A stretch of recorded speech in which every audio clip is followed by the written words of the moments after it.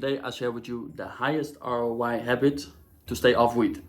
I used to smoke weed every day for close to 10 years, being a complete addict and therefore completely abandoning the rest of my life, my social life, my family, my sports, not really having any big ambitions. Well, I had, but I didn't put in any actions to achieve them.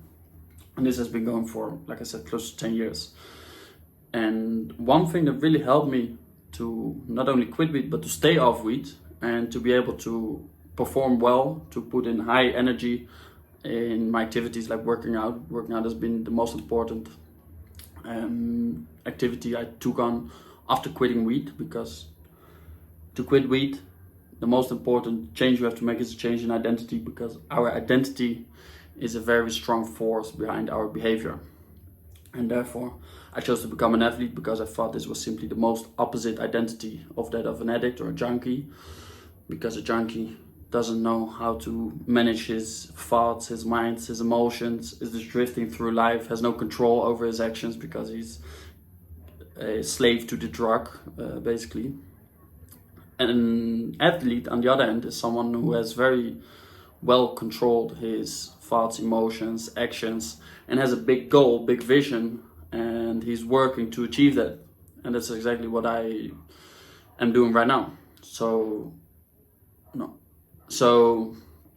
the most important or the highest ROI habit, and also the easiest habit to implement to stay off weed long term, is by making sure you're not prone to fall for the halt. There's 4 states of being in which we're more prone to fall back into relapse: when we're hungry, angry, lonely, or tired.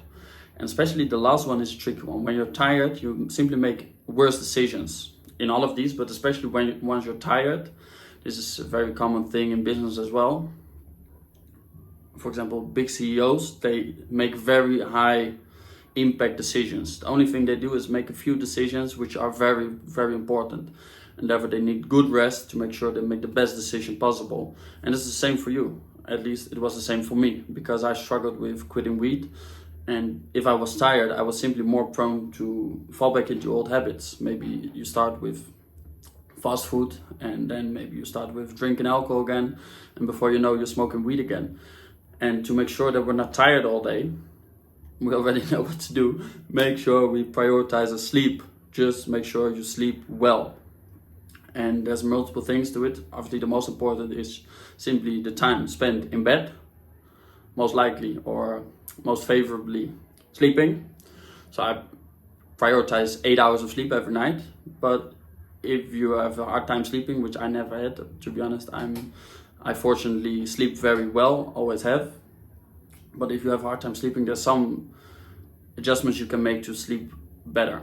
One is very important, is to make sure that your bed, but basically your whole room, your bedroom, is only associated with sleeping.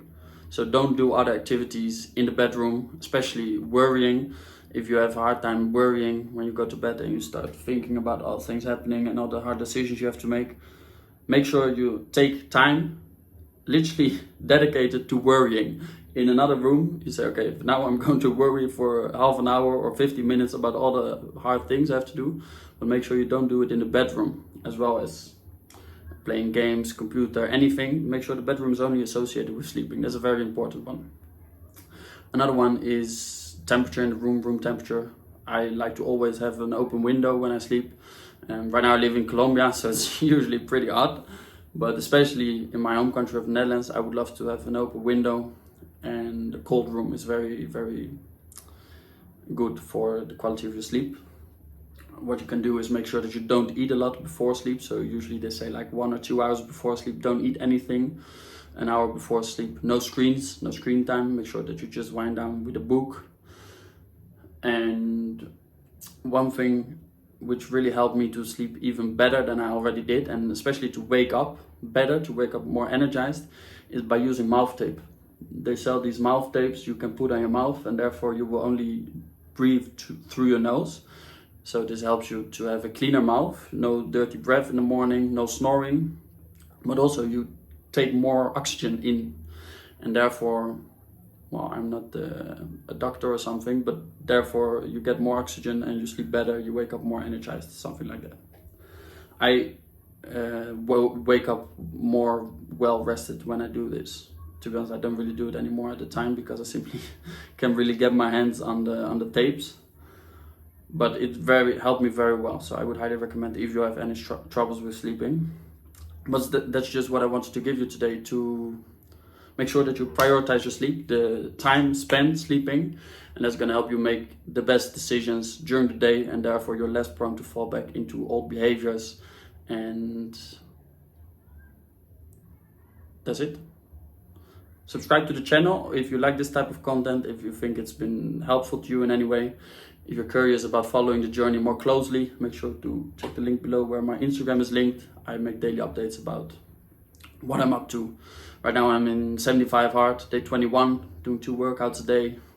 I post every day quotes from the books I'm reading, so if that's something you're interested in, follow me on Instagram, subscribe to the YouTube channel, because I will keep coming these videos every single day. So that means I'll see you tomorrow. Cheers.